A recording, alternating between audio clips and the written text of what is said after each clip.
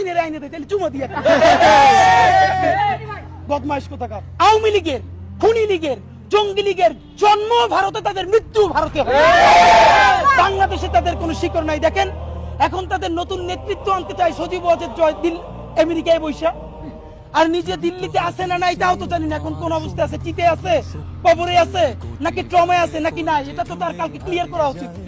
আমার ধারণা সে তো ভালো অবস্থায় নাই, কারণ যেই রিয়েকশন মেম্বার দেওয়ার কথা সেই রিয়েকশন যে হাসিনা দিছে 15 বছর ধইরা, এখন তারে পোলাপান যেসব চুদলিং পং পং বলে, এটা তার উচিত তো নারায় তাকবীর বলে গালি দেওয়া, কিন্তু সে দিতেছে না। এত ভালো তো এই বয়সে তার হওয়ার কথা না।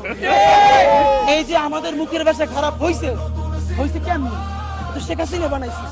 আমাদের এইখানে এমন পোলাপান আছে জীবনে একটা খারাপ কথা বলে নাই, জুলাইয়ের গণহত্যায় রক্ত দেখা, মস্তিষ্ক উইরা যাওয়া দেখা এমন কোন জঘন্য ভাষা নাই সে শেখ